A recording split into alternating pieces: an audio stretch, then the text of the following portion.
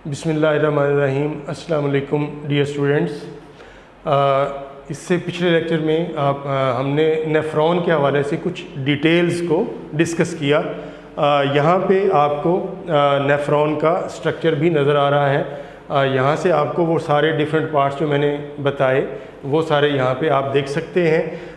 ये शुरू वाला हिस्सा जो है ये बोमेंस कैप्सूल है, ये प्रॉक्सिमल पार्ट है, ये लूप ऑफ हेनले है, ये डिस्टल कॉन्वोल्यूटेड पार्ट है, ये कलेक्टिंग डक्ट है, पेरिट्यूबुलर कैपिलरीज हैं और ये वेजा रेक्टा है। ये सारे पार्ट्स जो अभी मैंने आपको बताए यहाँ पे लास्ट लेक्चर में, वो यहाँ पे आप देख सकते हैं।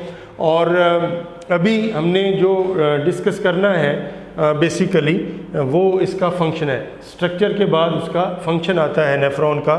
तो जो नेफ्रॉन का फंक्शन है बेसिकली वो है यूरिन फॉर्मेशन, और ये होता है 3 स्टेप्स में।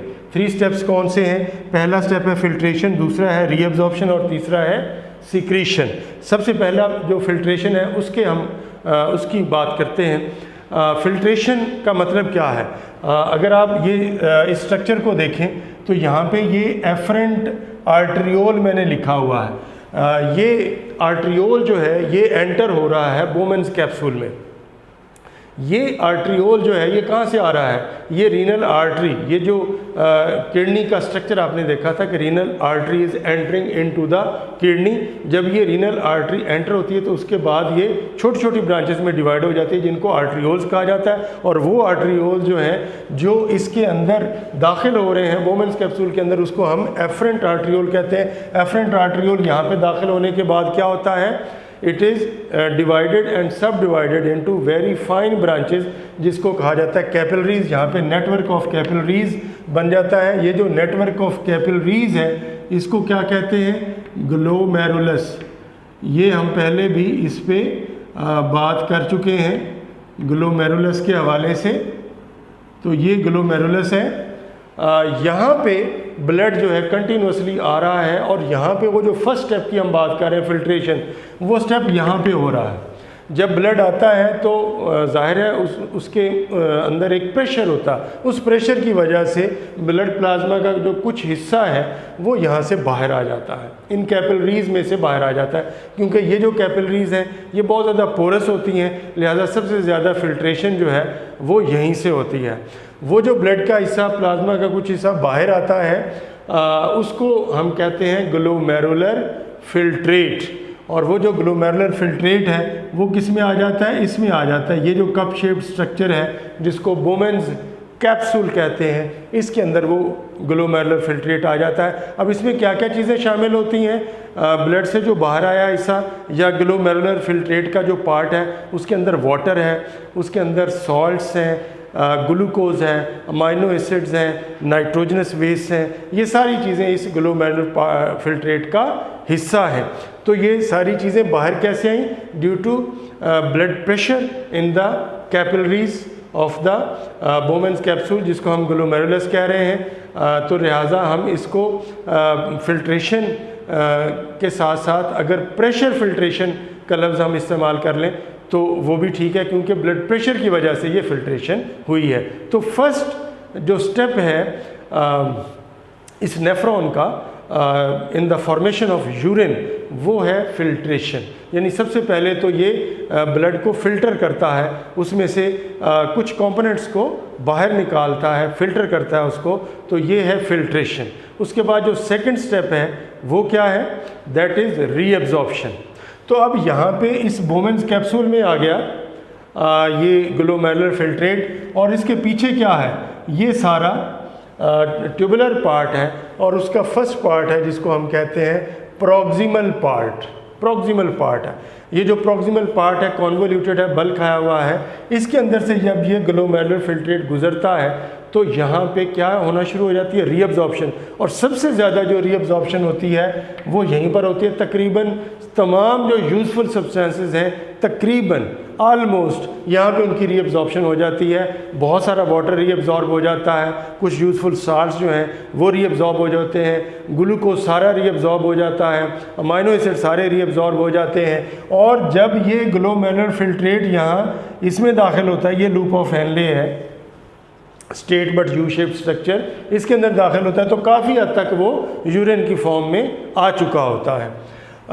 ये जो यहाँ पे रीअब्जॉर्प्शन हुई है, इसमें किस चीज़ से मदद ली जा रही है, यहाँ पे आपको ये बारीक बारीक लाइनें जो नज़र आ रही हैं, एक्चुअली ये नेटवर्क ऑफ कैपिलरीज हैं, जिनको क्या कहा जाता है, पेरीट्यूबुलर कैपिलरीज। इनकी मदद से ये रीअब्जॉर्प्शन का प्रोसेस होता है। फिर आप देखते हैं कि ये जो ग्लोमेरुलस है, इसमें से एक और आर्टरियोल बाहर आ रहा है। ये कैपिलरीज दोबारा मिलती हैं, फिर एक आर्टरियोल बनता है, इसको कहते हैं इफरेंट आर्टरियोल, और ये इफरेंट आर्टरियोल मज़ीद आगे नेटवर्क ऑफ कैपिलरीज में चेंज हो जाता है, जिसको हमने वेजा रेक्टा का नाम दिया था। अब जो ग्लोमेरुलर फिल्ट्रेट है वो यहाँ पे आ रहा है इस लूप ऑफ हेनले में, और यहाँ भी रीअब्जॉर्प्शन का प्रोसेस होता है। ख़ास तौर पे ये जो डिसेंडिंग लूप ऑफ हेनले है, इसमें क्या चीज़ रीअब्जॉर्ब होती है, वाटर। वाटर जो है ये डिसेंडिंग लूप ऑफ हेनले में से वाटर रीअब्जॉर्ब होता है।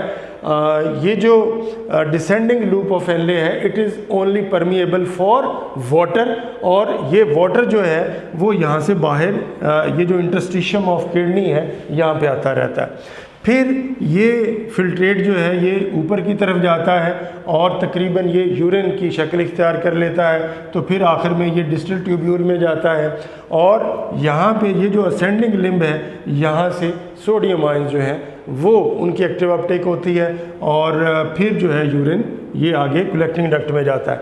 आखिरी इसका जो पार्ट है वो है सिक्रीशन। सिक्रीशन क्या है कि जैसे जैसे ये ग्लोमेरुलर फिल्ट्रेट यहाँ पे मूव करता है, तो ये जो ट्यूबुलर स्ट्रक्चर है, इसके जो एपिथेलियल सेल्स हैं वो ख़ास किस्म के सब्सटेंसेस को सिक्रीट करते रहते हैं, ख़ास तौर पे हाइड्रोजन आयंस को सिक्रीट करते रहते हैं, ताकि जो यूरिन है उसकी जो पीएच है उसको मेंटेन किया जा सके। इसी स्ट्रक्चर से रिलेटेड, और जो हमने अभी पढ़ा है उससे रिलेटेड जो एक टॉपिक है वो है concentration of excretory product।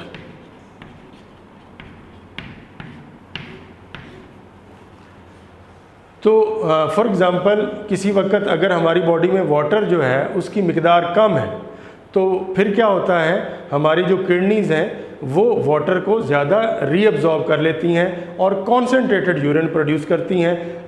उसमें दो मैकेनिज़म्स जो हैं वो यूटिलाइज़ करती हैं ये हमारी किडनीज़, और वो दोनों मैकेनिज़म्स जो हैं वो कौन कौन से हैं। सबसे पहला है काउंटर करंट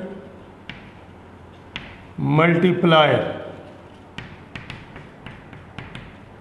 और दूसरा है हार्मोनल मैकेनिज़्म। ये दो मैकेनिज़म्स हैं जिनको हमारी किडनी यूटिलाइज़ करती है, एम्प्लॉय करती है, ताकि यूरिन को कॉन्सेंट्रेट किया जा सके।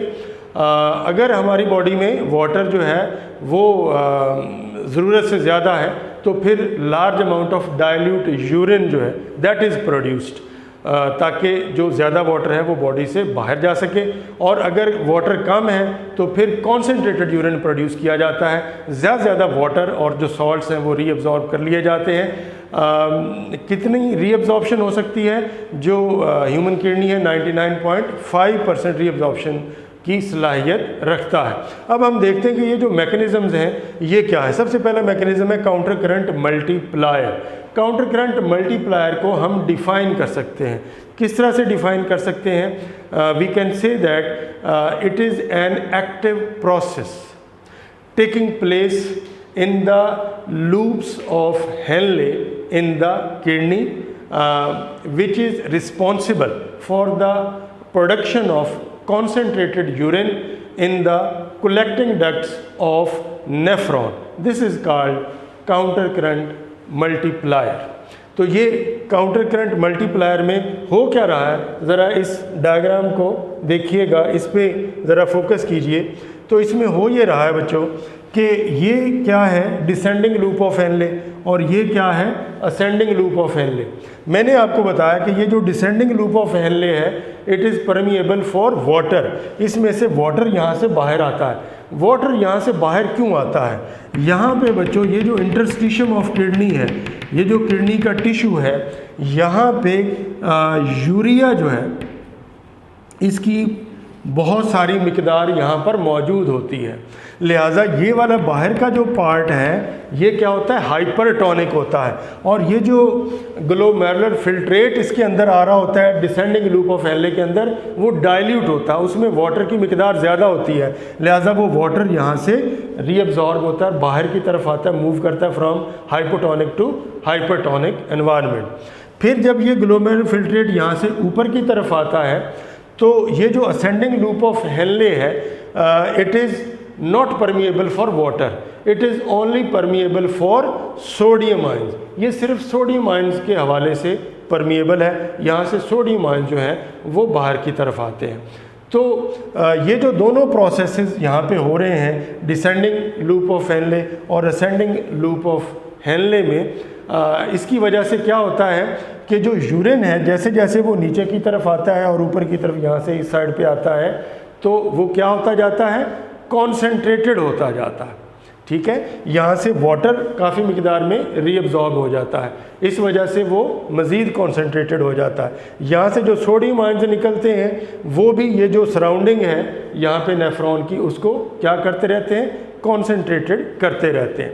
तो एक तो ये काउंटर करंट मल्टीप्लायर है, इसको फैसिलिटेट कर रहा है एक और मैकेनिज़्म, और वो क्या है, हार्मोनल मैकेनिज़्म।